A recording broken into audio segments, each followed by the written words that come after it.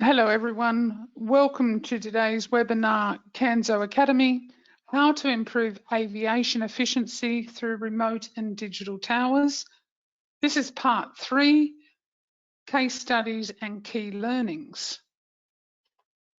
You may have joined the presentation listening using your computer speaker system by default. If you prefer to join over the telephone, just select phone call in the audio pane and the dial-in information will be displayed.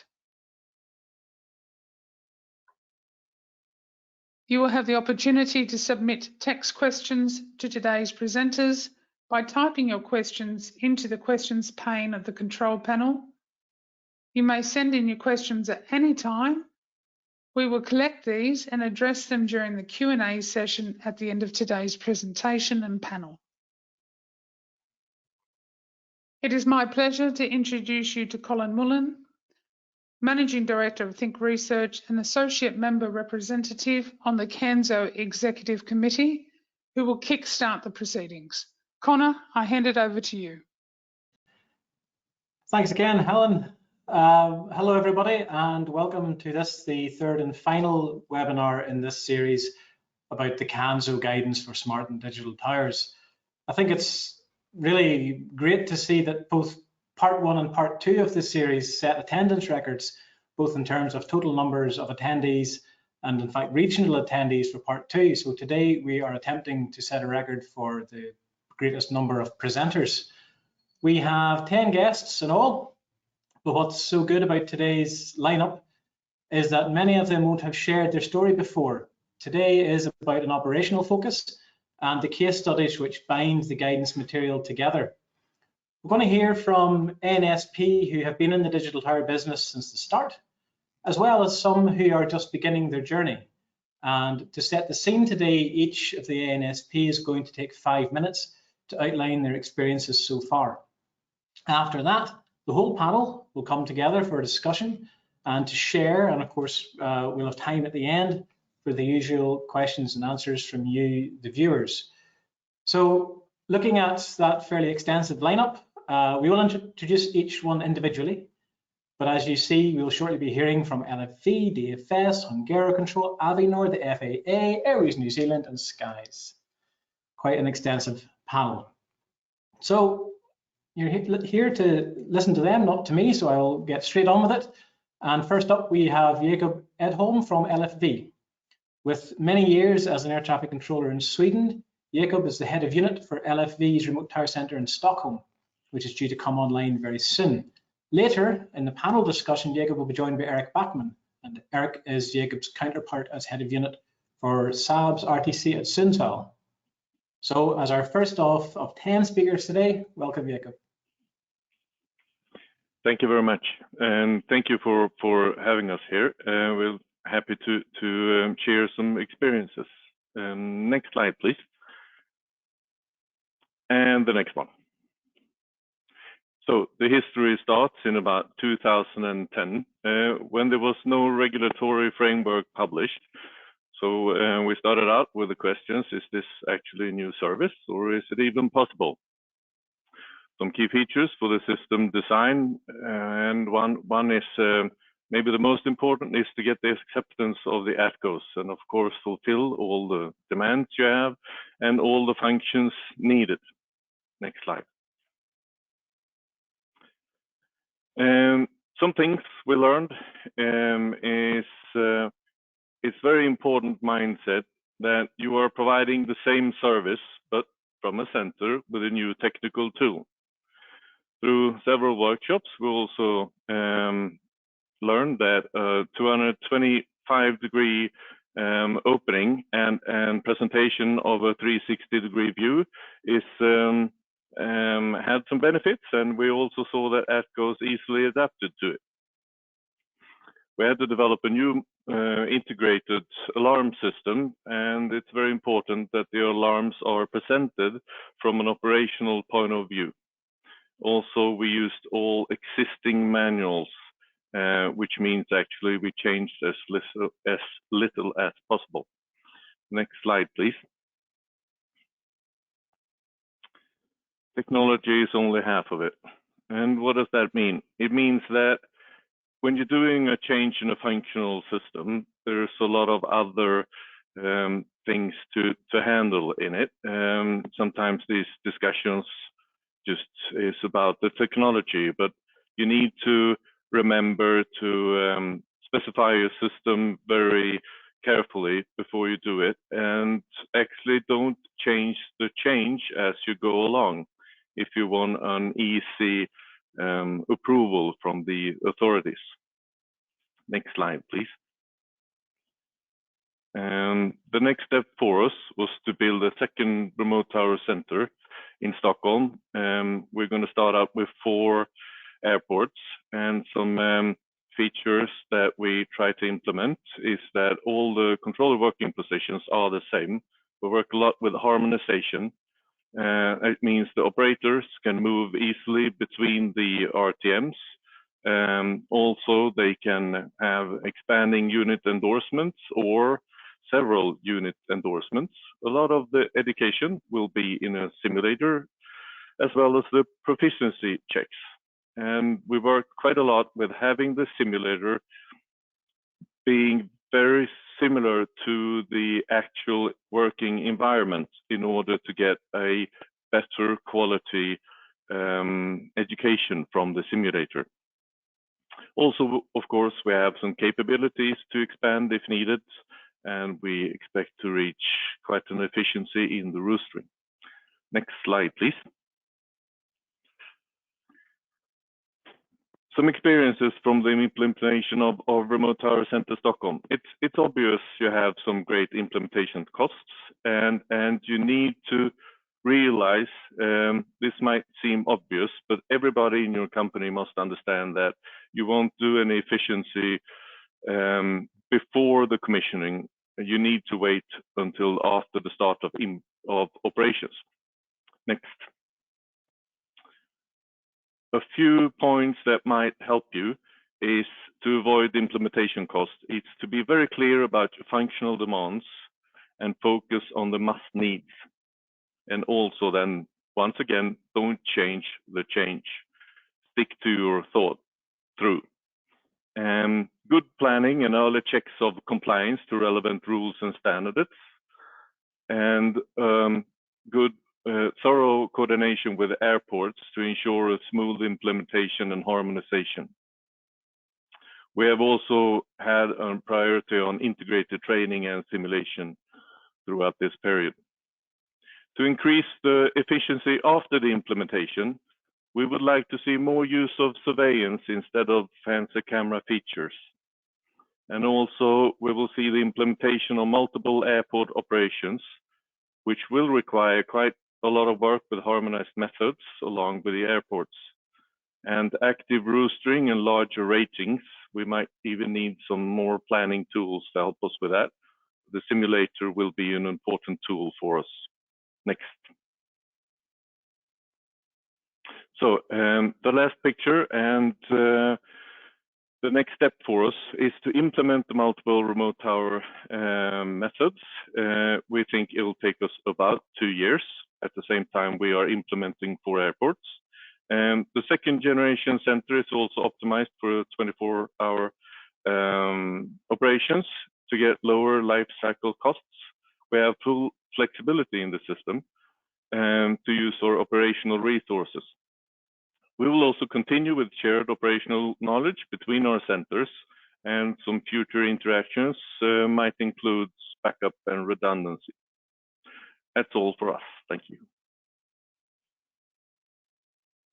Thank you, Jacob. I'm sure Carol Dupre, who we'll hear from later, and myself are both very happy to see that you include consultancy costs in the considerations up front. If you want to read more about the LFE case study, of course, you can find it in the CANSO guidance material itself. And another case study that's in the material is that of DFS. And for that one, our next speaker is Holger Bandesand. Another speaker with many years of operational experience. Holger is now head of regulatory affairs for remote and virtual tower operations with DFS in Germany. Within that role, Holger has been able to participate in lots of international digital tower forums, including IASA, CANSO, ICAO, and Eurocontrol. So Holger, it's over to you. Thank you. Thanks, Connor, and welcome all the audience. It's going to be a very short or rough overview over what we have done in the last couple of years and what we are doing right now. What I want to give you. Next slide, please. As an overview, what we wanted to do was to provide service independent from the aerodrome with camera surveillance and control systems. So we have to make sure that the out of the window view, what was a great term even in the international working groups. So we have to make sure that the out of the window view is nearly that what the controller can see from a conventional tower. So we decided to bring all the camera views to Leipzig, which is about, in our model, 450 kilometers away from the airport of Saarbrücken, for which the service is provided for the moment. What we are doing now is a single mode approach that's crystal clear, because Saarbrücken is at the moment the only airport provided from Leipzig, but we plan to come with Erfurt and Dresden in the next years to the control center. And then the first step will be to have a single mode approach with 3 ADCOs providing service, air and ground, combined to particularly 1 airport. And in the next future, there will be a first step into multiple mode, which means that we like to create a clearance delivery position which is responsible for all the airports provided out of the RTC Leipzig. These 3 airports are planned, and maybe there could be some other, but it's not sure for the moment. Next slide, please. What are the technical highlights of our approach? We are using both technologies, even normally, let's say normally visual cameras, video with full HD, but infrared as well. We will come a bit later to the advantages of infrared. So we are using 2 pan-tilt zoom cameras for Saarbrücken and the possibilities to use video and IR with object detection. You can see it on the slide. I haven't to read out it loud. What is an advantage of the system? It's that we have stitched and harmonized pictures with a high dynamic range. The air traffic controller is able to move the camera system on points whatever you want. And we have bounding and multi-layer redundancy. Next slide, please. Some technical infos for that. As you can see, we are providing service from December 2018 to Saarbrücken Airport, and there wasn't any impact on airspace users for this time until now. The distance is, as I told you before, 450 kilometers with a 135 Mbit connection. And you can see that more than 1 million gigabyte of data were transferred for the moment. So this is a huge number, and we are proud that we could control more than 2020 contract flights, IFR and VFR, 22,000 of course, without any interruption and disturbance. Next slide, please.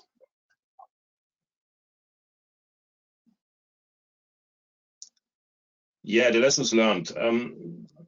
The most important lesson we have learned is that without controllers and technicians, you are not able to lead such a project to success. It's not possible. They were all involved very, very early in the project, and we are asking them ever and ever again what we can make better, what is any problem, what do you think about that? And the main or the most important message we got is that the infrared function is one of the most important advantage we have in this RTC for the moment, because it's absolutely helpful, especially during the night. And so we can develop further and further again our safety concept. We can develop this project, and we can lead all these things in our RTC Leipzig to success. Thank you for that. Back to Connor. Thanks, Holger. Next, we're going to hear from another familiar digital tower project as Csaba Gergely from Hungarocontrol talks us through the Hungarian case study, again featured in the guidance material. Csaba is another with a long career in operational ATC, including as head of tower for many years. He is now the senior ATM advisor and remote tower expert at Hungarocontrol, participating in research, development, and operations. With a rather fantastic background of the facility itself, Csaba, the floor is yours. Thank you very much. Very good afternoon, ladies and gentlemen. I'd like to demonstrate our facility in a short video. And as you can see on my background, I'm in this very room, but first the video.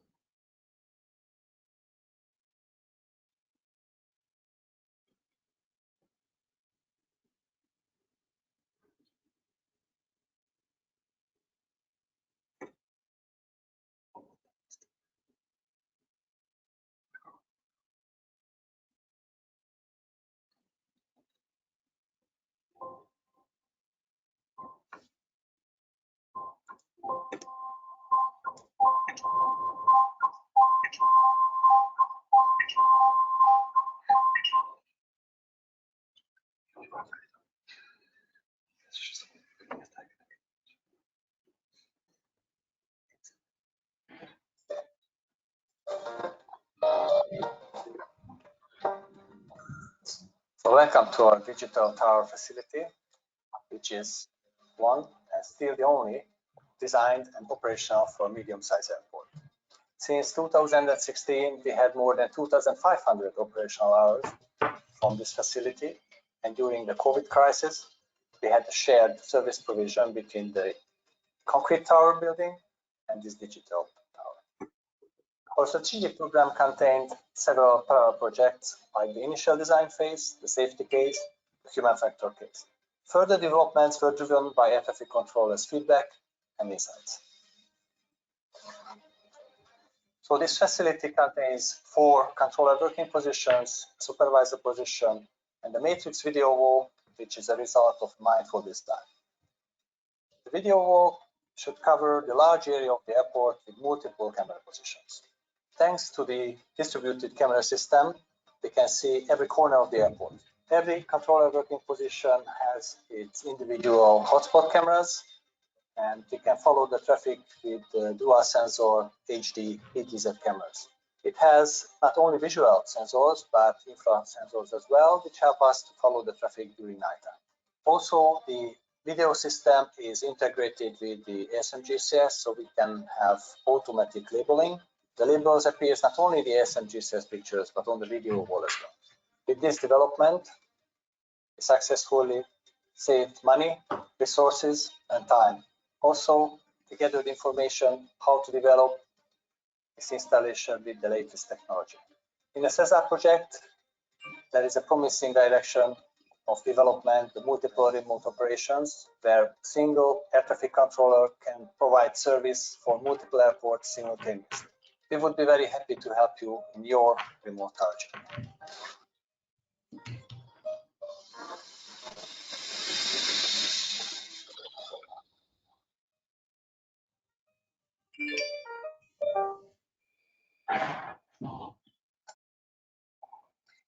So thank you very much. So can I have the first slide? Thank you. So I'm here in this facility, and 2 weeks ago I was controlling live traffic from this very room, as we had live operations from here, while the old concrete tower is maintained, and there was some refurbishment as well. I'm giving you a highlighted walkthrough why and how we managed to install and develop this solution. A few special features of our airport and our tower and tower ATC of hunger control. As you can see, we have quite large area to cover with cameras, 2 parallel runways, staggered thresholds. So distance between the far end of the runways more than 6 kilometers. So the area to cover is quite large. The equipment what we have in the old building is very new and cutting edge technology. We have ASM-GCS advanced ATM system, which is the same what we use in the tower, and the guys are using in the approach and the ACC as well. The traffic volume, of course, prior to the COVID crisis was above 100,000 movements per year. In this year, we will not go into the close of that, of course. And we had some problems with the building itself, which is quite old, more than 35 years now. The infrastructure was never underwent major refurbishment. So we had a couple of issues back in 2012 and 2015, where we had electricity gone, and the tower became powerless from one moment to another.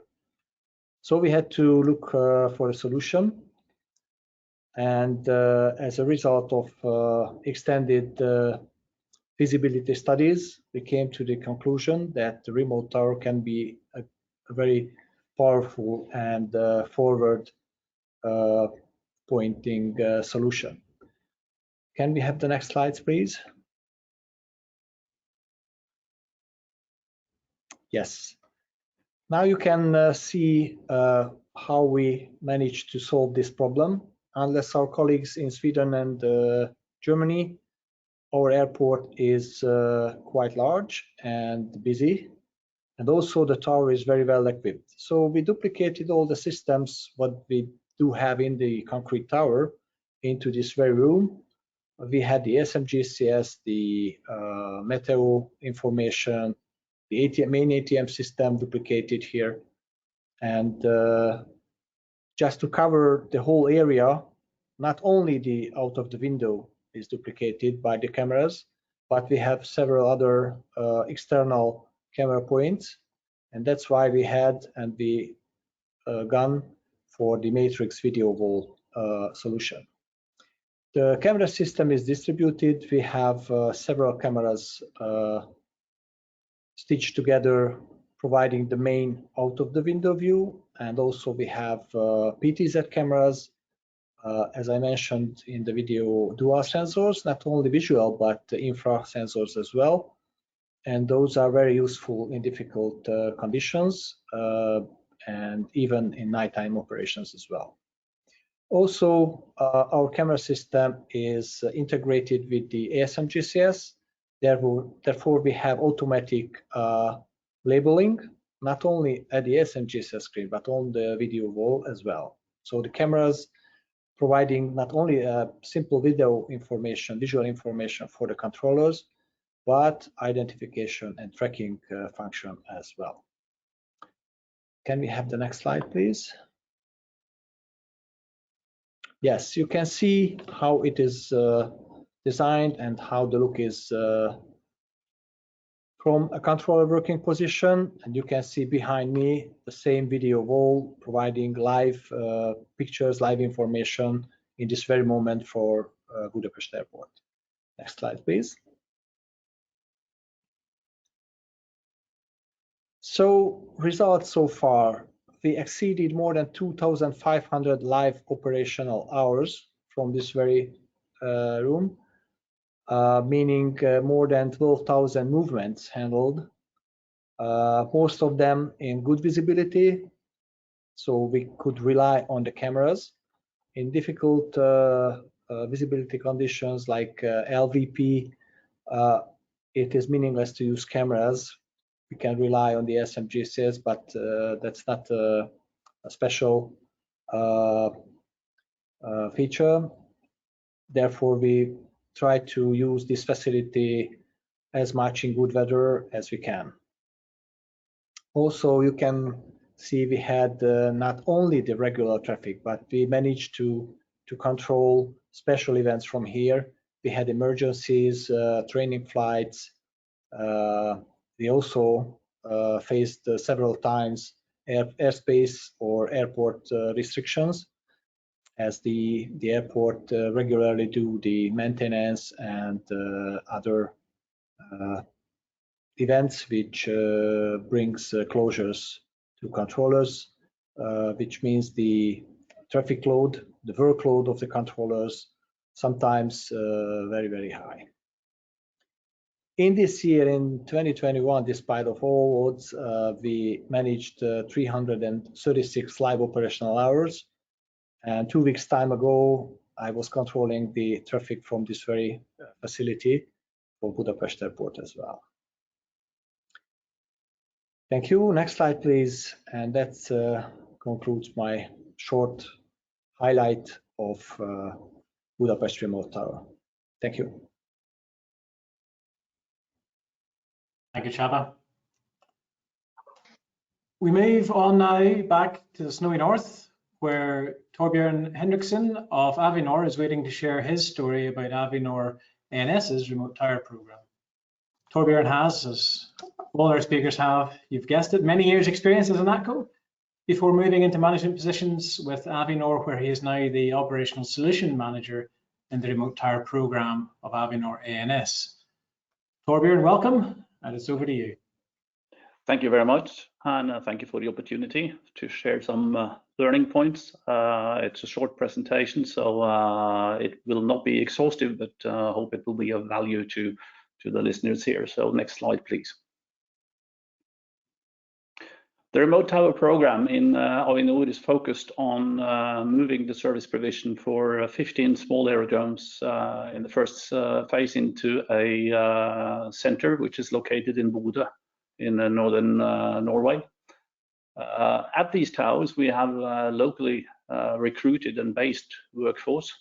In many cases, there is low traffic demand, which raises some productivity issues naturally. Nevertheless, the service continuity and the availability of these airports are very vital to the local communities, both for the scheduled traffic as well as for ambulance operations or search and rescue missions, being located mainly around the coast of the Arctic Ocean in this first phase. And as in many other cases in towers, there are numerous different systems with different and airport-specific variations.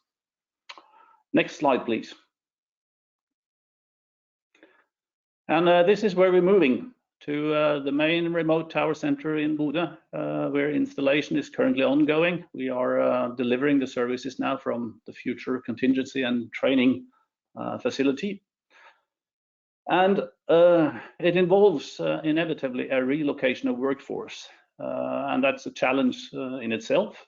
However, I'm pleased to say that we can register a high job satisfaction among our staff being allocated to the remote tower center. We introduce additional aerodrome endorsements for the staff, which is an enabler for going into multi-operations. We also introduce, of course, new systems and new technology. And previous speakers have, for instance, mentioned the infrared technology, which we also see in our system as a very nice and usable tool for operations. The relocation has some social implications and it involves family. It involves work options for family members, as well as housing, schools, kindergarten, and so on. And our experience in this is that individual follow-up, also after the relocation, is important to make this work. There are some good opportunities in moving into the center, according to our experience. We have better opportunities for collaboration among staff and larger groups of staff. We improve the knowledge sharing as well as the sharing of experience. And we have a better opportunity to achieve standardization and optimization across a number of airports. And we also see that introduction of new technology attracts attention, especially among the younger generation. Another interesting thing is that we can, in this environment, offer career opportunities for employees that would like to move a little bit further than operations alone, like working with training programs, for instance, or with local unit operational procedures. Next slide, please.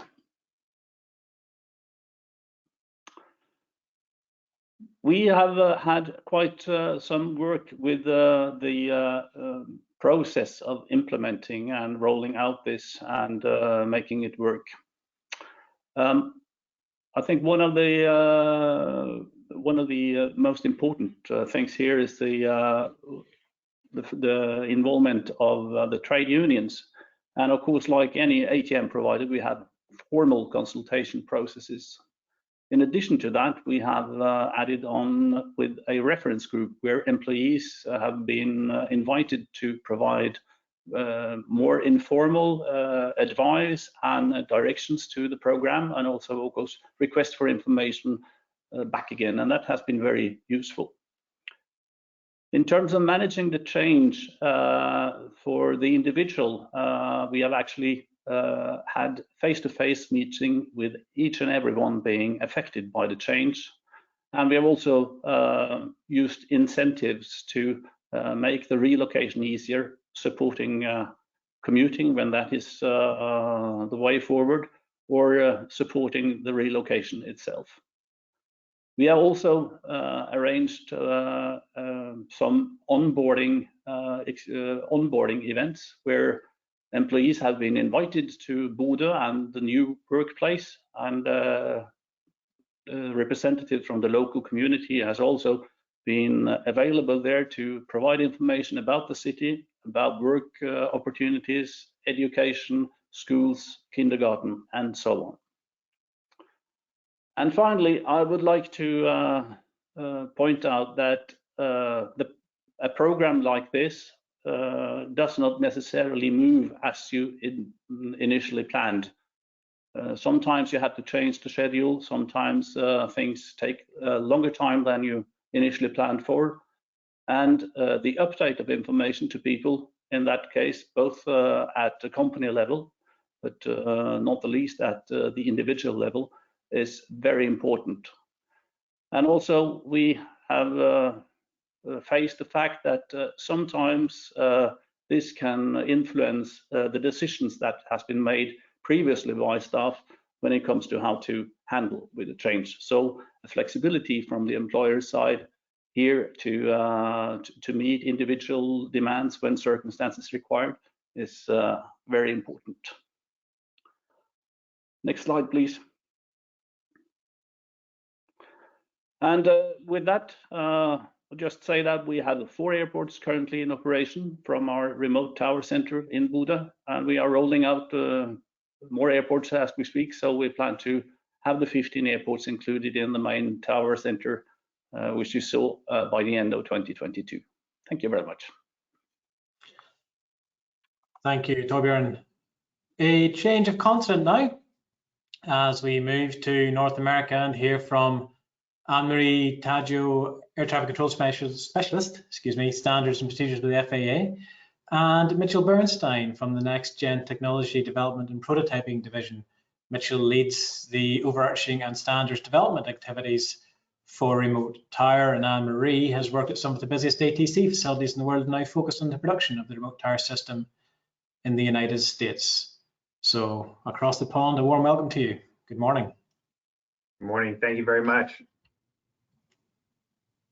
All right. All right, I'm going to give a quick outline of the FAA's remote tower pilot program structure, and then I'll talk a little bit about the individual pieces of the program, especially our local test sites. So this is obviously a very high level and quick presentation, so feel free to get in touch offline and I'll catch up with you there. Next slide. All right, so I definitely echo what Jakob said, that technology is really only half the problem, and that's what we've seen at the FAA as well, that really just we're trying at first just to prove that the system could be used for air traffic controllers to do their job. So it's a lot of human factors and just making sure that we can actually mesh with the system and use it to do all the necessary tasks to have a safe and efficient airspace. So at this point, we have a well-structured program with the FAA, where I believe where we started was really playing catch up, which I'll talk a little bit about in the next couple slides. But I'm personally the program manager for the overarching effort, where we're developing standards and requirements and looking at camera sighting and things like that. But we also have our project managers for the individual sites at Leesburg and Fort Collins. And so our goal with the program overall is to evaluate systems based on our requirements and process that we're putting together. And if the systems meet all the requirements, then they will be put on what we're calling our qualified vendor system list, where they could be purchased at additional airports. So we're looking at up to 6 sites. Right now, we just have our 2 sites, Leesburg Executive Airport and Northern Colorado Regional Airport in Fort Collins. And as we go through this program, we're going to look at up to 6 sites, increasing in complexity as we go in a linear fashion. So when we finish our first 2 sites, we'll move on to 3, 4, 5, 6. Next slide. So here's a picture of the Leesburg system where our project began. So kind of like I mentioned earlier, our program began with Saab and Leesburg coming to the FAA and saying, please evaluate our system. And we had to figure out whether we'd be able to use this system for air traffic control use. So at that time, we had no requirements, really no dedicated resources, and quickly needed to develop a test plan to be able to see if this is an operationally viable system. So what we did was we broke down the air traffic control handbook into a phased test plan, where we utilized a mobile tower as backup to the remote tower, and through a series of a number of safety risk management panels, we have proved slowly that the system out at Leesburg was able to move to the next step. Next slide. All right, so this is the airport layout here. We have a 5,500-foot runway, single runway airport with the camera mast in the center there. And we have been in a full-time control mode since 2018. So we started our initial operating capability in the summer of 2018. Where we just had control out of the remote tower and no mobile tower as backup. And so that's still a test mode, but we have been fully controlling traffic since then. Recent activities, we've been relocating the remote tower center. So initially it was in the airport building, and now we've moved about a half mile away. So that's actually the closest that the FAA has gotten to a truly remote capability. So we're not looking at 50 or 100 kilometers away yet. Really, it's just a local adaptation and making sure cameras and displays can be used for air traffic control purposes. So we had obviously a stop with COVID to our testing, but now we're doing, actually just starting this month, we have limited testing trying to get to the final stages here at Leesburg. So we've been testing for a number of years, had about 10 safety risk management panels, and we're hoping with this final bit of testing, we'll soon have our long-awaited operational viability decision and being able to see if we can actually use this system to do air traffic control. And so in parallel, we're also working on our type certification activities and making sure we're meeting all the requirements, technical, safety, security, all those kinds of requirements as well. Next slide. And onto our Fort Collins system with Searidge as the vendor. So differences here, there's obviously a number, but some of the biggest ones, you have here a individual controller workstation, and you also have supplemental surveillance where Leesburg has just the 360 fixed view up front. And next slide. Part of the reason for those differences with the Fort Collins system is that we have a much longer runway, where Leesburg's a single runway, 5,500 feet. Fort Collins is essentially a single runway, although they do have that small crossing runway that's scarcely used. But the runway is, or the main runway at least, is about 1 kilometer longer at 8,500 feet.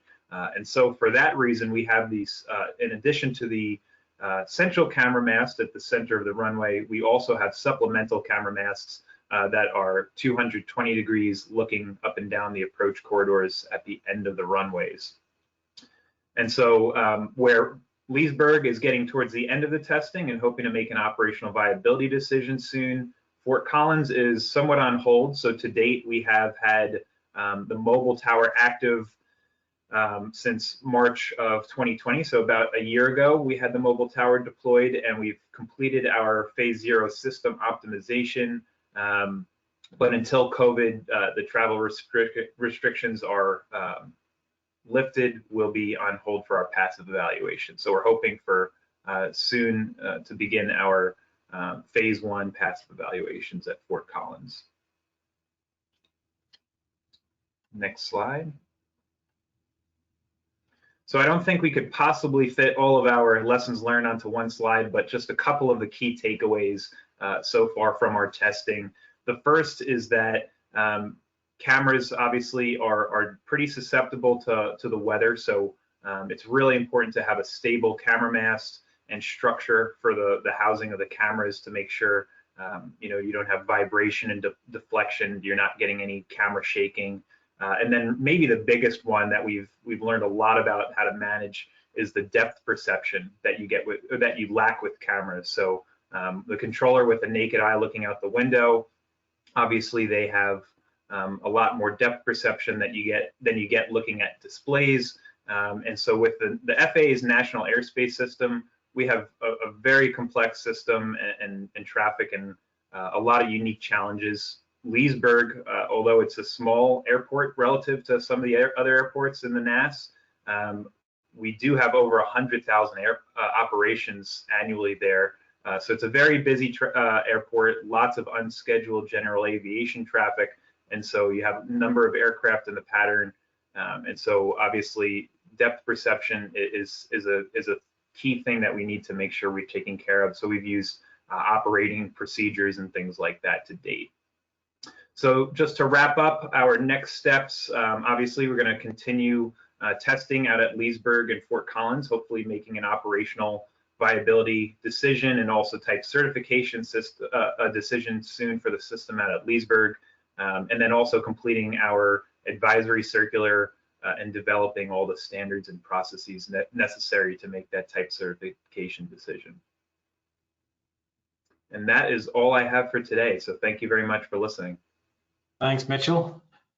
I hope everybody's managing to keep up. Having heard from the far north, we're now moving to the very far south. The Airways New Zealand project is one of the most interesting projects I've personally been involved in for lots of reasons. It's been on quite a journey over the years, and here to tell us more about the experience in New Zealand is Sophia Healy, Head of Service Delivery Towers at Airways. Sophia is responsible for the provision of ATS at Auckland, Christchurch and Wellington Airport Control Towers. Prior to moving to New Zealand, she held senior engineering positions at various large airports in Scotland and England. So welcome, Sophia. Thank you, Connor. Yep, and so the position that we've got in New Zealand with Airways is a little bit different to the previous speakers that you've already heard, in that we started a program, and then just as we were getting into that, we hit the COVID crisis, so things were put on hold, but I'll cover some of that in some of the next slides. So next slide, please.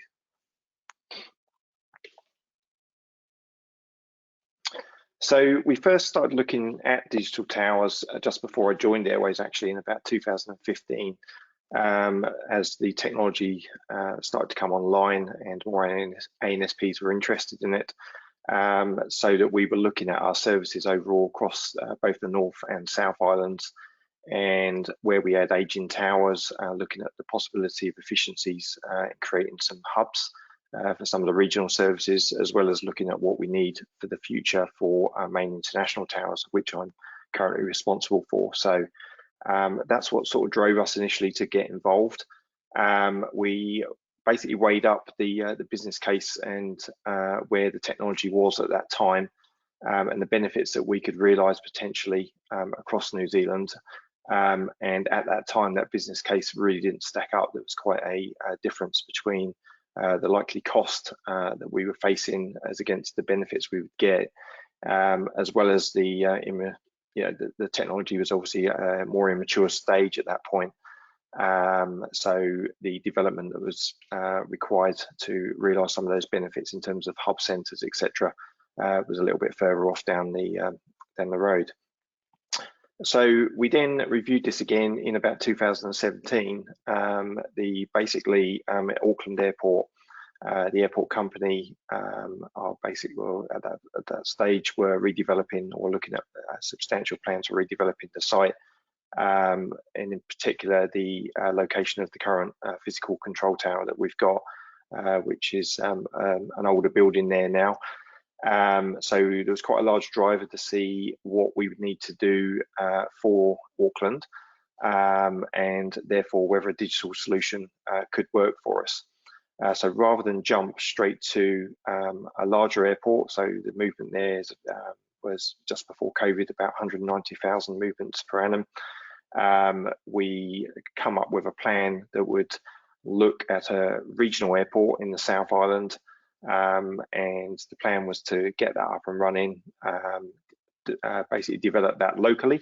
So rather than going to a full remote solution at that point, developing it locally, getting the certification, and then looking at potentially moving that remotely to one of our main hubs a few years down the line. In parallel with that, we were looking at a contingency tower solution for Auckland. So we have got a contingency there at the moment, but the view and the facilities there would mean we would substantially reduce our movement rate should we need to move the operation to that. So it made sense to look at building a contingency solution for Auckland, such that if we needed to occupy and evacuate the main tower, then we could keep the operation going 100% of the movement rate, which was our aim basically at that point. Then subject to that being successful, proving that as a proving ground for a larger airport site, the longer term plan was to see then if we could replace the Auckland Tower with a full digital solution, assuming that the technology was all fit for purpose. So that was where our goal was. In parallel with then looking at hubs for regionalised services. So a little bit on what we've heard before from some of the other speakers in terms of pulling those operations together, being able to open and close sectors when required, subject to traffic. One of the main sort of downsides we saw of that was typically all the peaks of those regions are pretty similar times, so therefore it's weighing up the efficiencies that you would get. But once again, we see that as the future for the regional services. Next slide, please.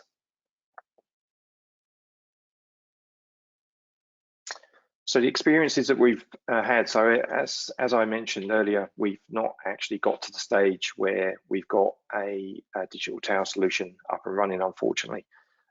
Things are running reasonably well up until about the first quarter of last year.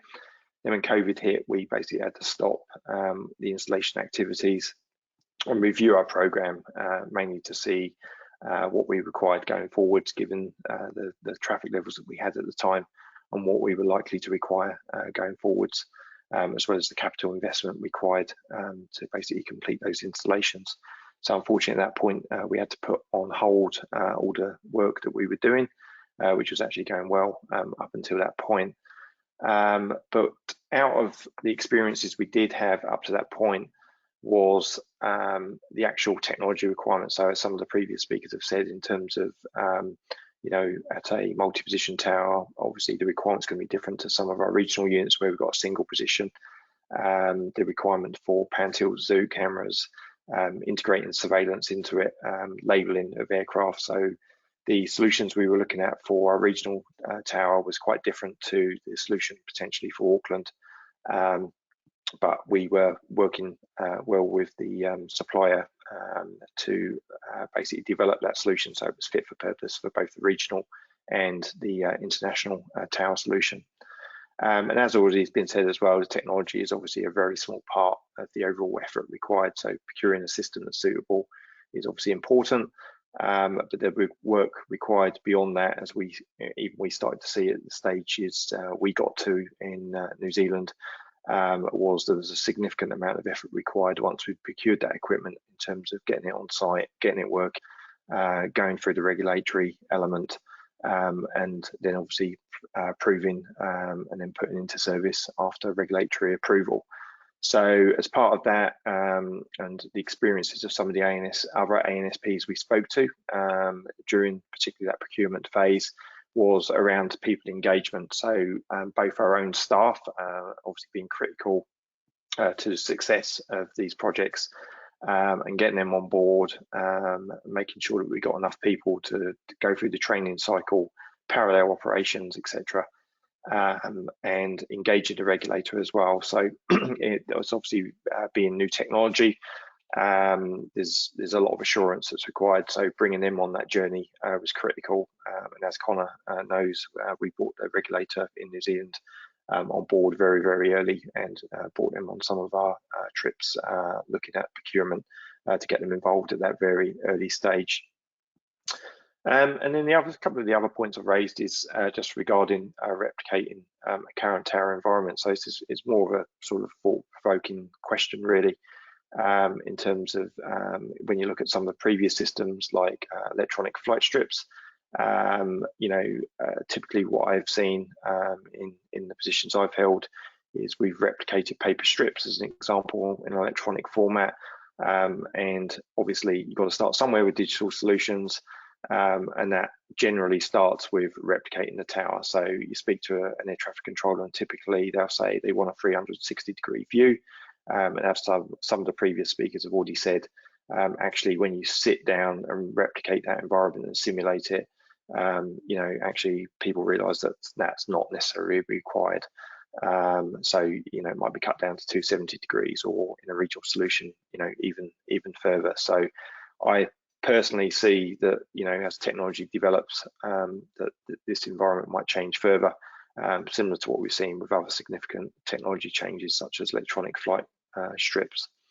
The other thing is, and it's been mentioned at some of the, certainly one of the previous webinars, was where digital solutions is providing the real benefits. So things like the safety enhancements. So, you know, we've been getting our staff on board very early on regarding some of the enhancements this can bring to enhance safety for them and the airlines that we're providing the service for, which then hopefully can bring further efficiencies, particularly at capacity constrained airports such as Auckland, where we run a program looking at the runway capacity and the efficiencies that we can gain. So we could see some real benefits potentially there with digital solutions. So it's weighing that up in terms of the cost against the benefit of that. And similarly with remote tower hubs against our current traditional solutions. Next slide, please. So where do we go to now? We've basically been reassessing our plan. We've still got to look at replacement of our tower in Auckland at some point. Development of the airport has been put on hold to some degree due to the substantial reduction in traffic, but no doubt that will build up again, hopefully not too far into the future.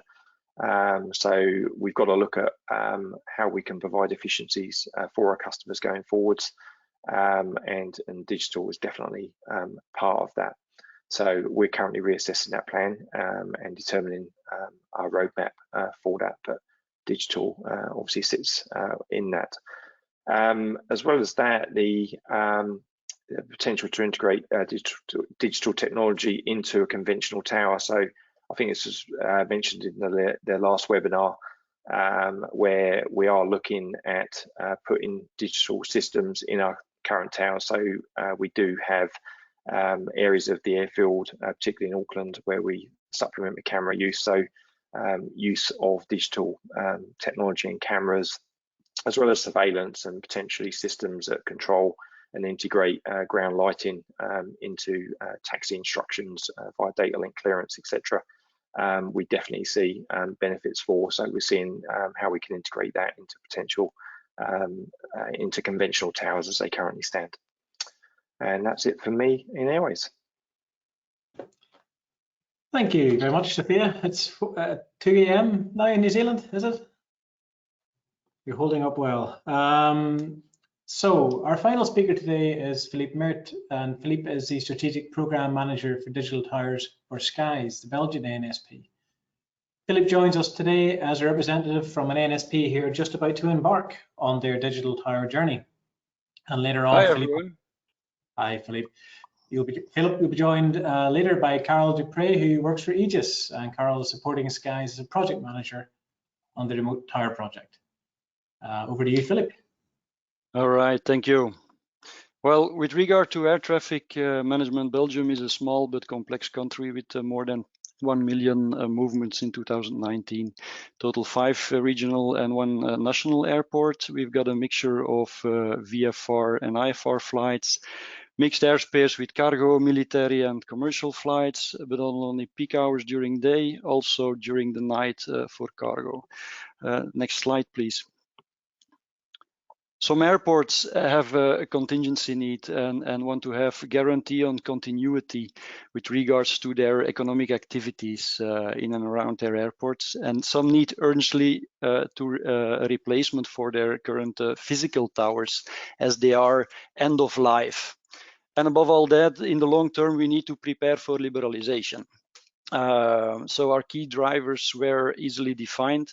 We need more value for money, reduced upfront cost for infrastructure, but also gaining efficiency due to consolidation of staff from several airports at 1 or more RTCs. We need efficient contingency provisioning on off-site location, but also contingency in and for this new digital environment. More flexibility. We need to be able to scale up and easily adapt to airport changes, but also new customer needs. For example, adding services for Belgian defense. More quality of service with enhanced safety and security. And we can manage that by integration of new technology like infrared cameras and motion tracking technology. But also due to improved situational awareness in low visibility conditions. Next slide, please. So, story of the project. The DITO program is not only a big change, it's a game changer. And to be honest, SKYS is still, for SKYS, this is still a work in progress. We are in final phase of the tendering, but we are fully prepared to this. And what we already learned is that ideally you have to know from the beginning on where you want to land in 5 to 10 years. Ask yourself, how do we want to differentiate? How do we want to do it better? We started a first study in 2018. Remote towers came into the picture, and we asked ourselves, are we the big pioneer, or do we have predecessors somewhere else in the world? We have. So how did they do it? What are the obstacles that they already have encountered, and how did they deal with it? What ConOps will we use? What new functionalities are needed? What functionalities are to be kept as is? How are we going to do the transition to this digital tower environment? And so we build it up step by step, our plan, and the key message I can give you is simplify before you digitize. In the last 60 years, complexity of business in general increased by a factor of 7. The complexity of execution of that business augmented by a factor of, yes, 38. So the conclusion is, in general, today we handle things too complex. We tried to go back to the heart of the business. We did did put the high-level requirements together, and we reviewed them several times. We did the reality check. What do we really need? And then the tendering, we tried to find a trade-off between what you really want to require from the supplier, but at the same time keeping the flexibility of use, of experience of your supplier. Or else partner with the right experienced people and use the ideas and support from those who know.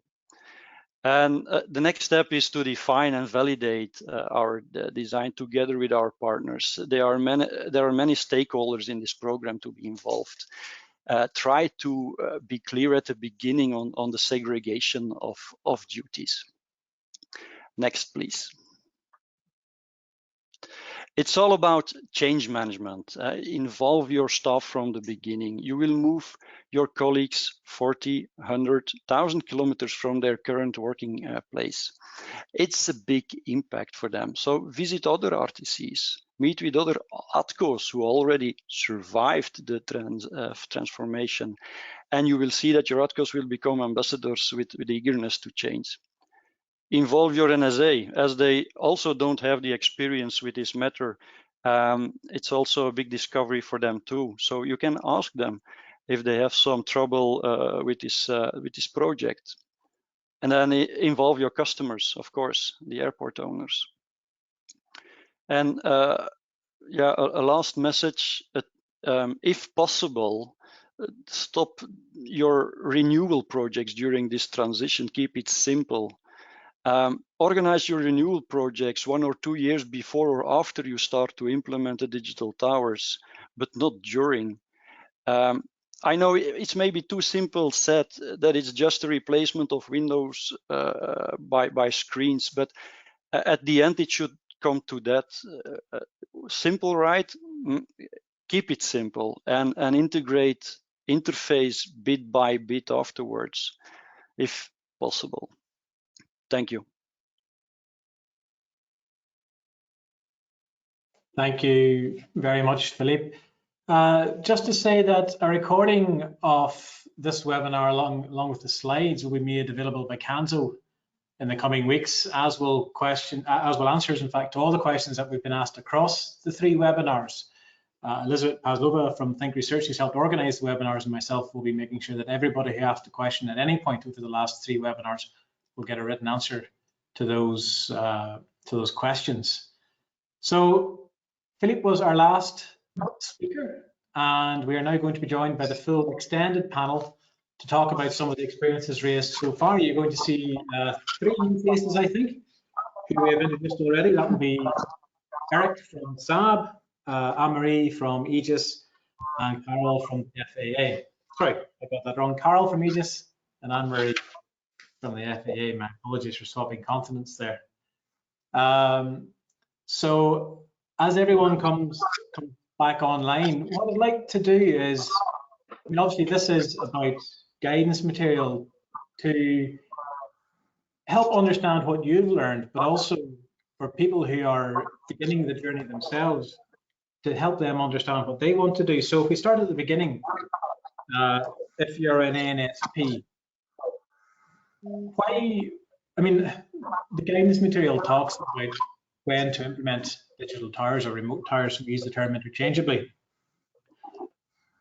I think if we go back to some of the LFV examples, the reasons they started might be a bit different to some of the reasons, for example, Hungaro-Control undertook a program like this. For the people watching today, when do you start thinking, you know what, this is the solution for me?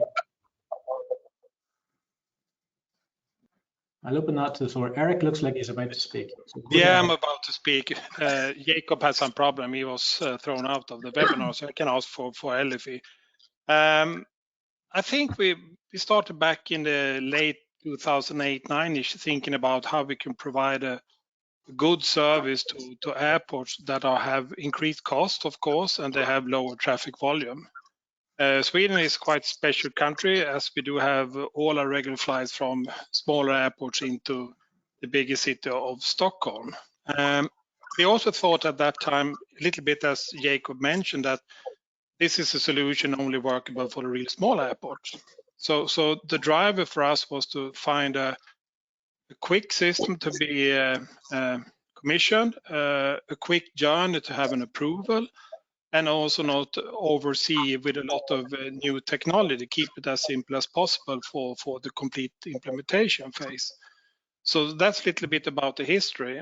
And to be honest, I was a little bit divided in two halves when we started this, because some part of me said this will not work and some part said it's gonna work. So more or less that is the quick answer. It was to have a high availability of air traffic service for smaller towns and airports. And Torbjörn, I mean, in Norway, it was a similar sort of situation whereby in many cases you were looking to increase the level of service, where you had maybe some aerodromes or airports with no service at all. You wanted to be able to bring in a service.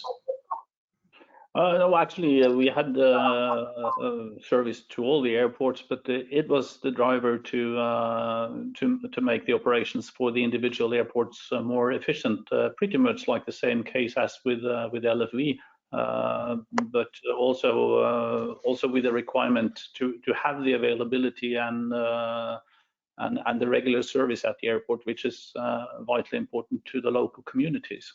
And getting that at a lower cost by centralizing was the main economical driver in our program, as well as, of course, reducing the need for further investment in new tower buildings.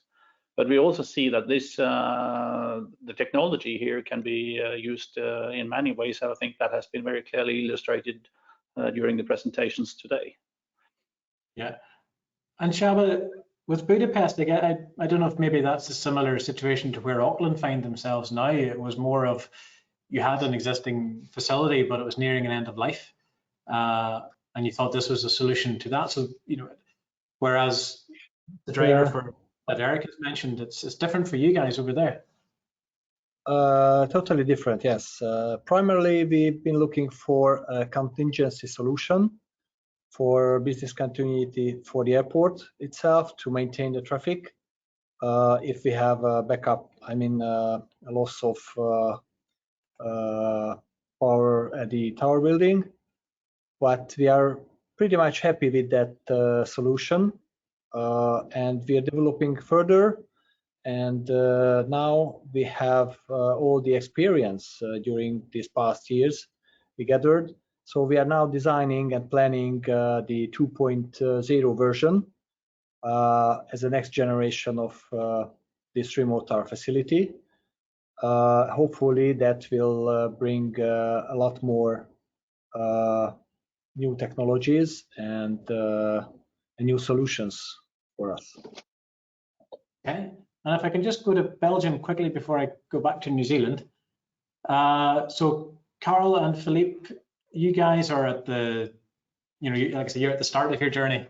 I mean, what drove Skays to think, do you know what, we're going to do this now? You know, why now? Why digital tower? What are they hoping to get out of it? Clearly, as Philippe has said in his presentation, you have key drivers. The contingency aspect is clearly a major one. and the cost efficiency also. But then you enhance safety, security, and you also regroup ATCOs and ATCEPT of several airports in one unique remote tower center. So you can gain pretty much efficiencies by doing that. I don't know, Philip, maybe you can add some aspects. No, it's true, and well, obviously we made a business case before we started, and it quite rapidly became clear that not only for contingency but also for main operations, this is a solution that is quite workable. We started with contingency provisioning for 2 airports to try to find a solution for that, and our board of directors expanded this to all Belgian airports because of the gains in every way, in every aspect we can have with this solution. Okay, and Sophia, if I can come to you now, I said in the lead up to your presentation that the story of the project in New Zealand was one of the most interesting I've found, and you touched on the point. In 2015, you said we're going to do it, and you made the very brave decision to say, actually, we're not. And I just always find that a very fascinating and brave thing to do, because I guess it doesn't work for everybody. So what changed between 2015 and 2017 for you? I think the drivers changed a little bit, Connor, to be honest. As the technology started to mature and we saw ANSP's interest in it, and obviously suppliers sort of ramping up what they were providing and what was potentially available for us to look at, we realized actually, we had 2 different drivers really. If you look at the international tower at Auckland, we've got infrastructure that's we know is going to need replacing in the not too distant future. So there was a large drive to see if a digital solution would be viable for that operation, which you've got to weigh up the risk of that, given the importance of that particular operation being the busiest in the country. And at that point there weren't really a lot of other examples of similar size operations being digital, but we actually did see some big potential benefits of that. So that was a large driver for us in terms of providing a solution, which meant that potentially we didn't have to build a brand new control tower, having just built 2 new ones at Nelson and Wellington in the year or 2 before that journey.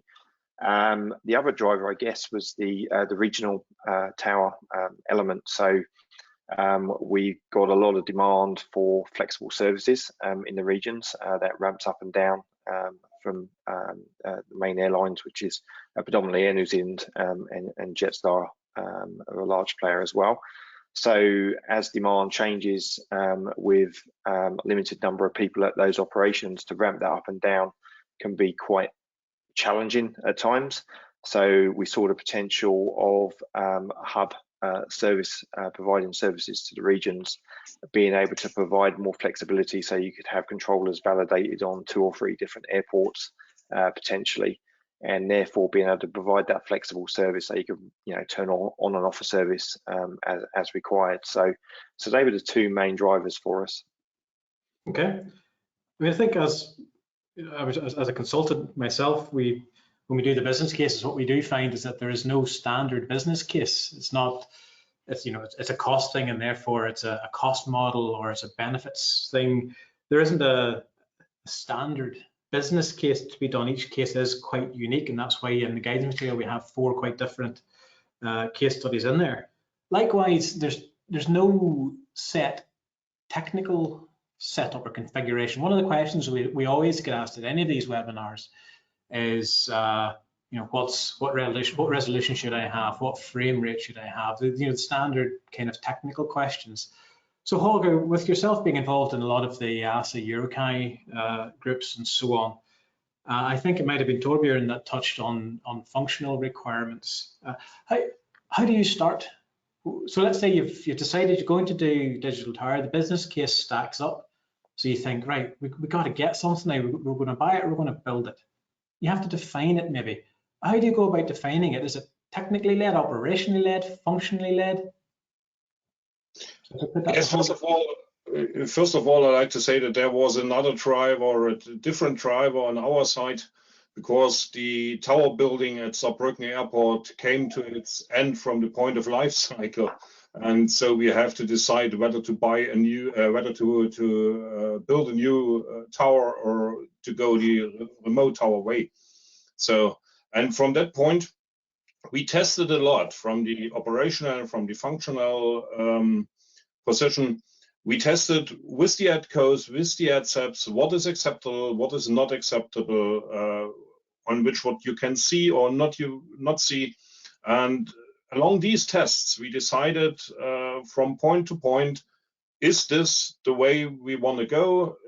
The number of monitors, the kind of monitors, the resolution rate, frame rate, or something like that. We all tested this with ADCOs and with ADCEPs. Okay. And if I can ask Mitchell and Anne-Marie, because I suppose you have, I don't know if it's a drawback or an advantage of having a huge area to consider. I mean, surely you can't possibly define a single set of requirements for such a vast array of scenarios. Go ahead, Mitchell.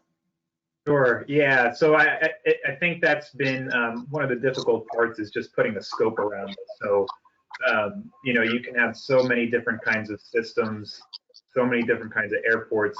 You know, we haven't even started talking about consolidated facilities or anything like that in the U.S. so far. But for now, we're really just looking at single airport, Leesburg-like runway airports, visual only type systems. So we're not even talking about requirements for radar or other supplementary surveillance or anything like that yet.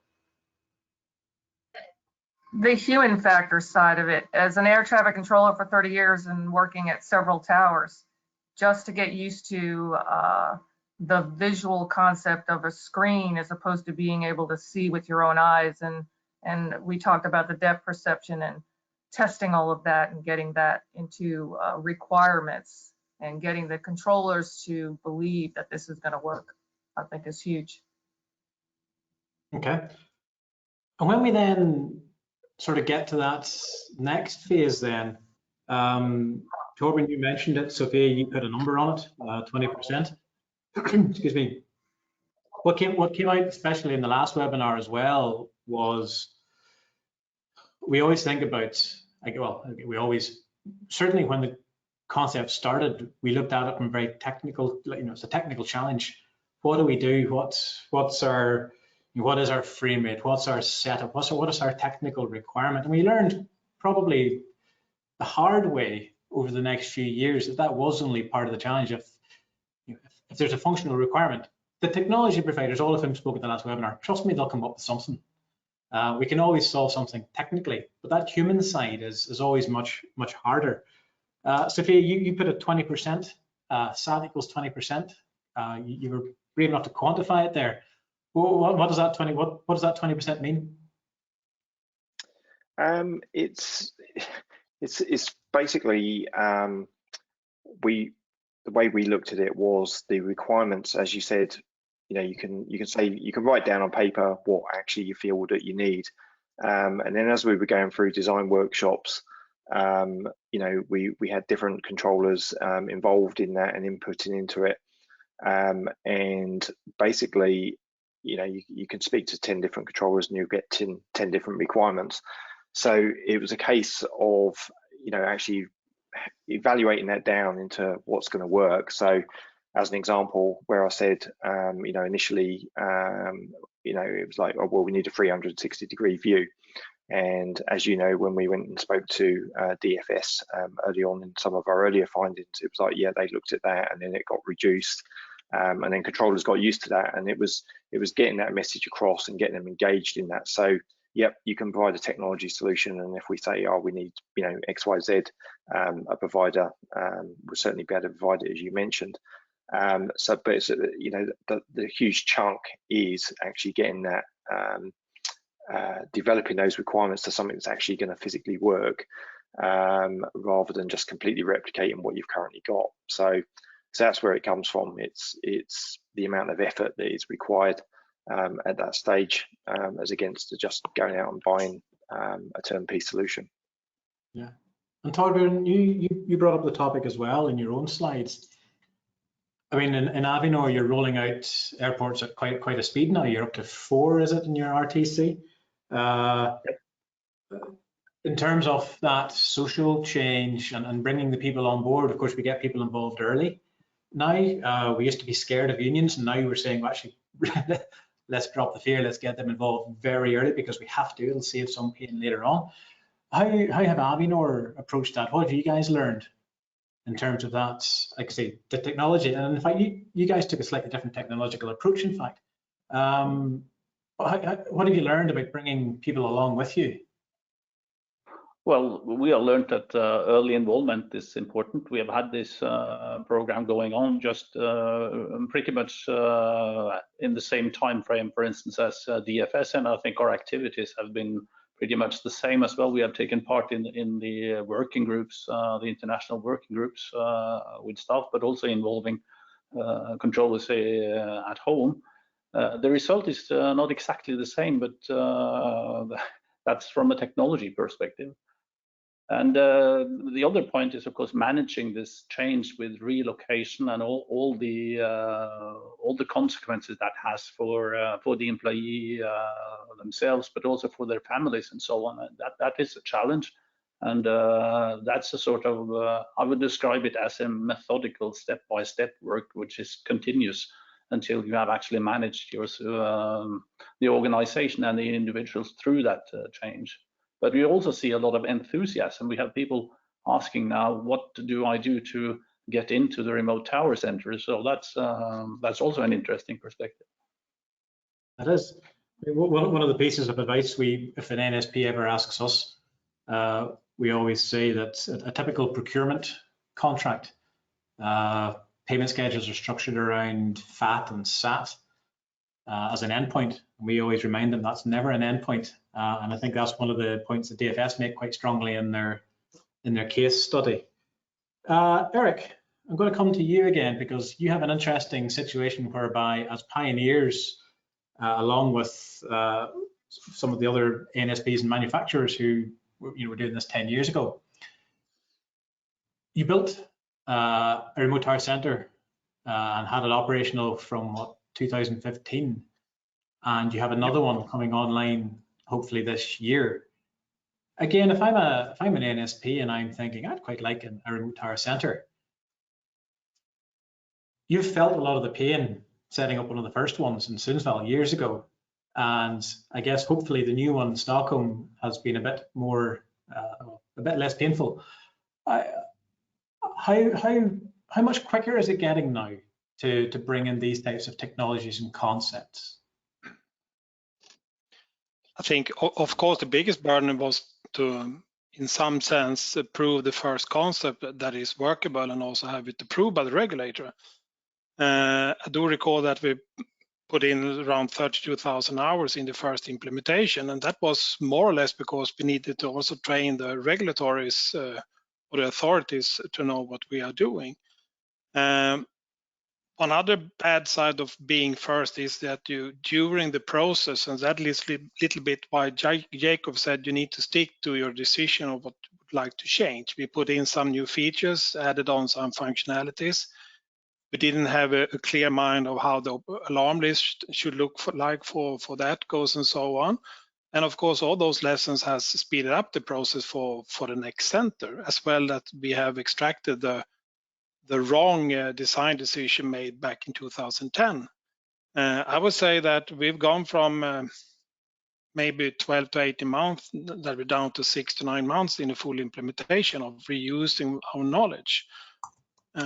One thing I would like to address is, as my experience is, that you often forgot the human factors in this process. You need to have a follow-up even after the implementation of the RTC center to catch up pros and cons with the technology. Sofia talked about this 270 instead of 360, and it's so easy that you focus too much on the technology side during the implementation phase, and you forgot what you can do even smarter in the future. So for the next center, I do hope the process is quite rapidly. It will not take a year to have everything implementation. They will run it quickly in Stockholm, as it's an LFE installation, and we will support them as much as we can. They're using our knowledge to set up the center to speed up the process.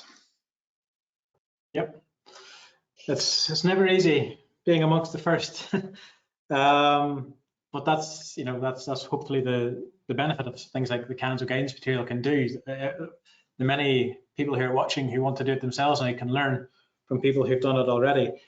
I mean, Eric, you've been doing it now operational for almost 6 years. And if we try then close the loop back to the business case, are you starting to see those benefits that you'd planned for? Are you starting to see those being realized? I mean, we always had again, when you're the first to do something, you always have to have a bit of a leap of faith. And, trust me, I hope it'll work. That buys us some time, but eventually we have to start proving, no, actually it does work, it does bring benefits. 6 years later, are you seeing those benefits being realized? That's for Eric. Yeah, on the staffing flexibility and efficiency in the central, I definitely see it. We have reduced staff by letting the controllers have more ratings for more airports. So more or less we have cut the staff by 20 to 25%, and that is without the multiple airport control. So we definitely do see the benefits of a business case for the central. What's driving cost is constantly change of equipment, new technology, and so on. But we're getting close to the edge when we can actually make some money on this, to be honest. There you go. And Shaba, obviously, sorry, Connor, just one thing I would like to add. And the obvious one, as we all feel as NSP, is we do need a multiple concept in some sense. I don't think that multiple concept will work all the time for all airports, but during certain low density hours over the year, we can use it, and that will also increase efficiency for all our centers. Yeah, I do want to talk about multiple, but very quickly I want to go to Shaba, because again, different business case, different benefits expected, different size of airport. Again, you've been doing it now for a number of years. Are you pleased? Are you seeing the benefits you hoped you would get? Yes, definitely. And even today, we can benefit from this facility pretty much. As I mentioned, we can do refurbishment stuff, system upgrades, system changes in the tower without disturbing the controllers, without disturbing the traffic flow.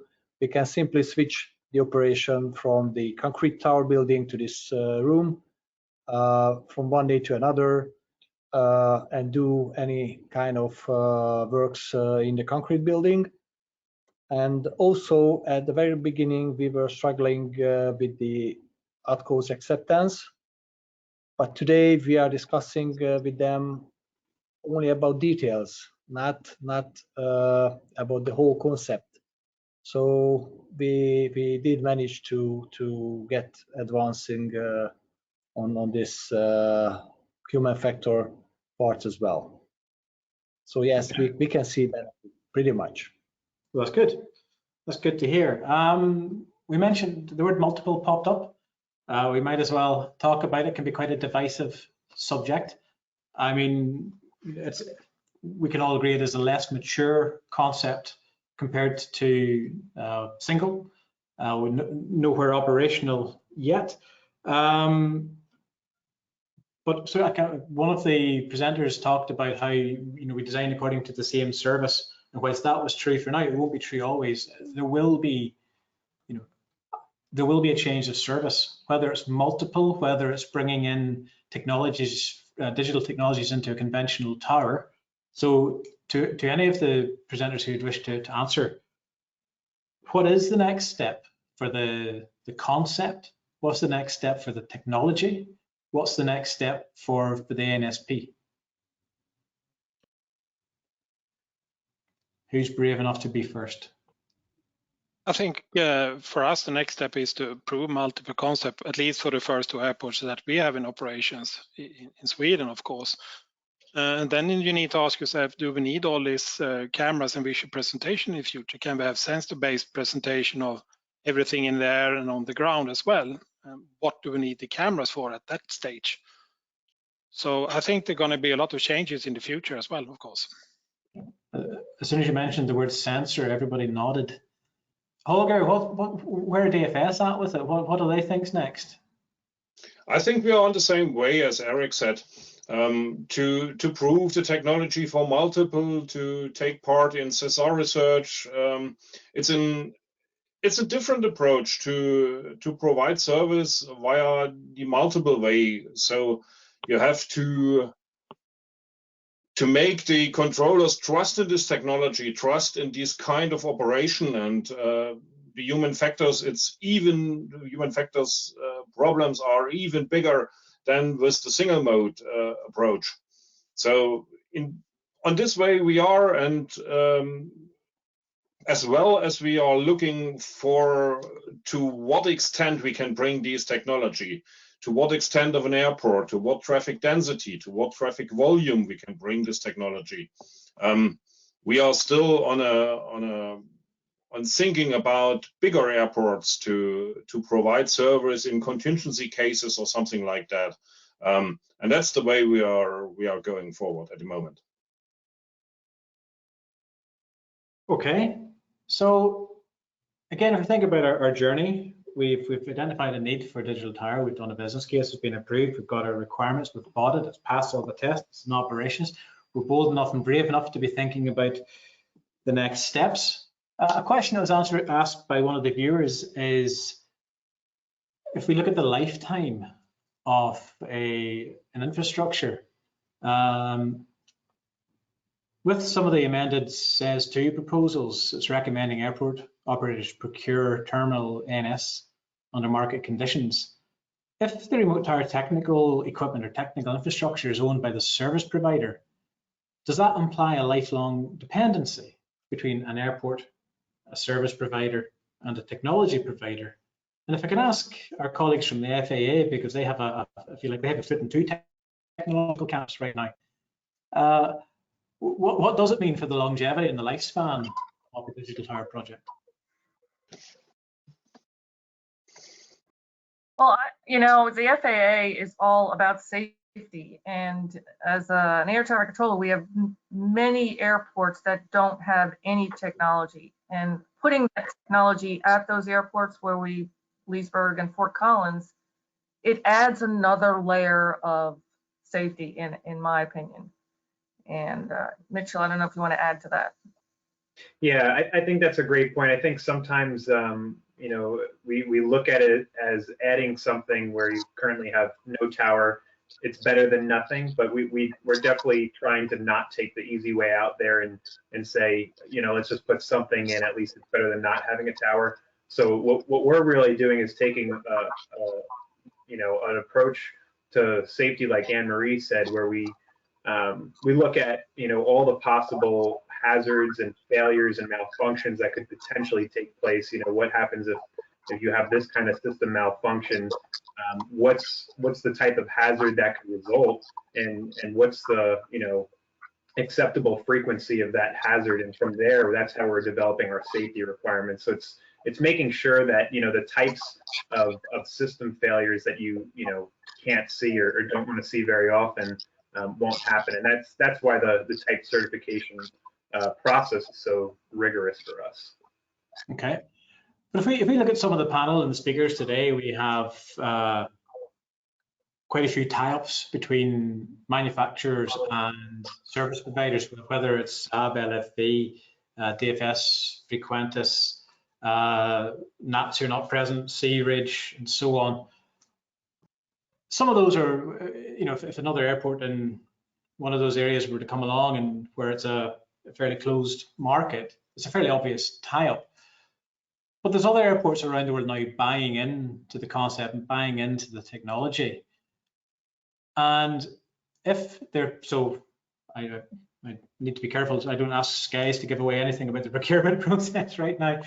But if an NSP buys into a particular technology provider, is that, you know, we're stuck with you for life? How does that relationship evolve? How does that business model evolve over, let's say, 5, 10, 20 years?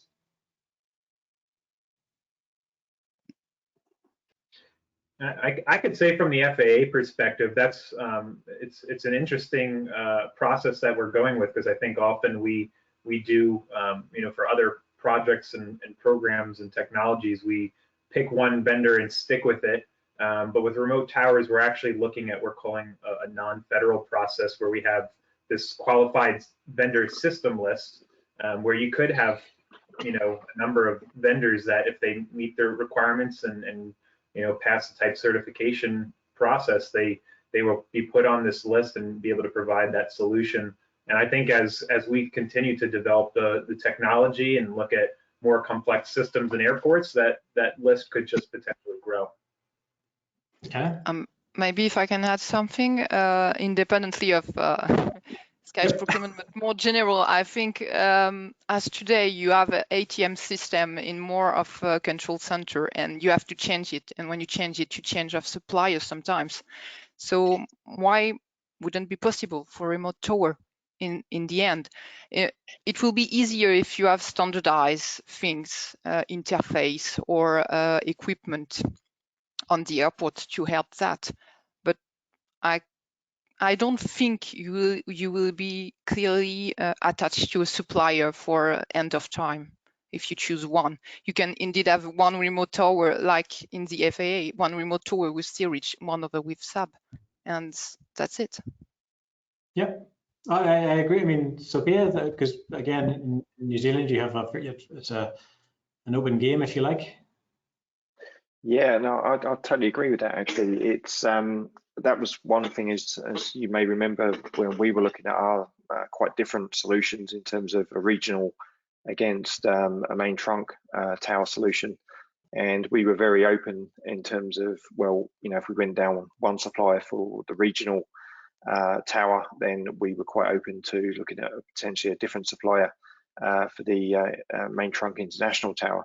So, you know, when we were weighing that up and went through that process, we didn't see a problem in having a different supplier for, you know, the different solutions, depending on what was fit for purpose. So a higher density airport like Auckland, the requirement was different. So if we found the supplier for the regional couldn't meet those requirements necessarily, we weren't afraid to go a different way.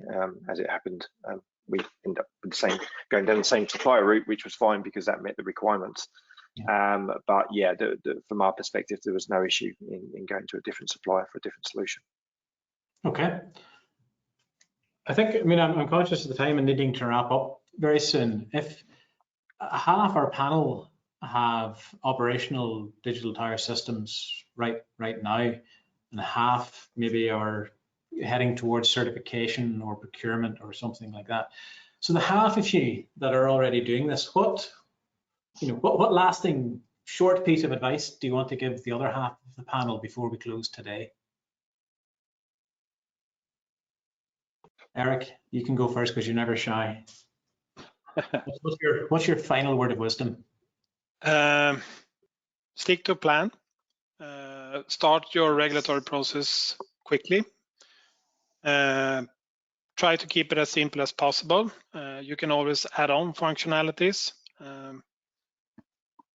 Trust the change. It's going to work. It's all about communication, trustfulness, informative dialogue with all ATCOs and so on. You're going to success. Excellent. Holger? I would say make a very, very early involvement of the authority and of the ATCOs and of the ADSAPs. Make sure that they trust in the system, make sure that they trust in the procedures and in the technology, and start your operations not before they trust in technology and in the system. Sorry. Well, very many wise words from my colleagues from LFV and DFS here, but pretty much the same. Early involvement, also with the regulator, and make sure you have sufficient capacity to have the dialogue continuously with the regulator along the way by appointing specific people to deal with that part of the process. And also, when you do the project planning, be a little bit conservative about how much time you think you are going to spend. There might be more than you initially think. Might be. Shava, we'll give you the last word for some advice. Well, as we have chosen a unique way of developing a remote tower facility, my advice would be, don't be shy, don't be afraid of asking for help from others who has more experience. We went this way alone. We had some dead ends, but after all, we had success, and we would be happy to share our experience.